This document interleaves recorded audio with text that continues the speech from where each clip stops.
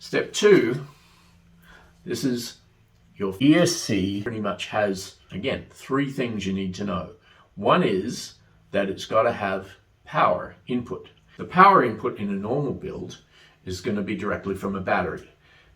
With the ESC in your setup here, the standard way to do this will be to connect the ESC to the power distribution board.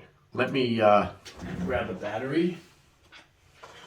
I just use this battery just for bench power, just to demonstrate. So the power is going to go here.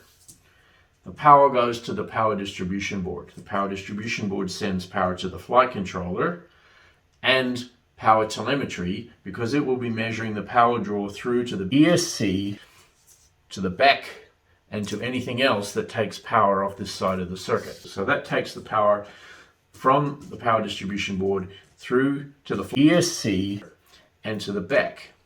Now this output from ESC is your standard throttle output, input and output that you normally have in any RC plane. Typically this servo wire from the ESC goes straight into channel 3 of your receiver.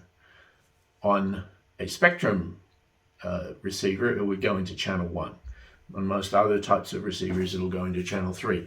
Either way, it goes into the throttle feed. Well, what we'll do here is we'll take our throttle wire here that I've set up, and we'll actually connect that to throttle, making sure to get the wires the right way around, white to white, red to red, black to black.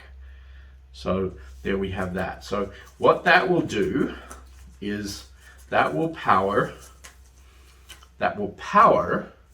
the servo rail. The only thing on the flight controller that doesn't get power through this power distribution lead here is the servo rail. It's on a separate power circuit.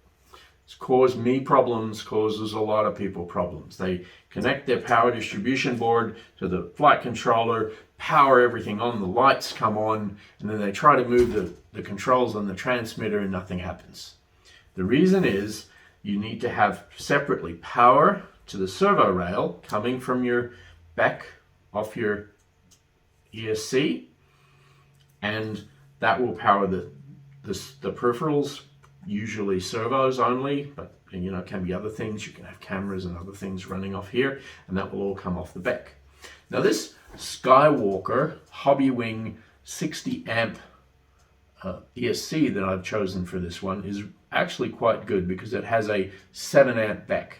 So that can really power an awful lot from the back here.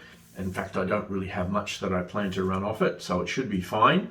And there's really no need for a separate battery elimination circuit that might, you know, on some of my other builds, for example, on the binary, I wired in a separate battery elimination circuit coming off the power distribution board just to run power to the cameras.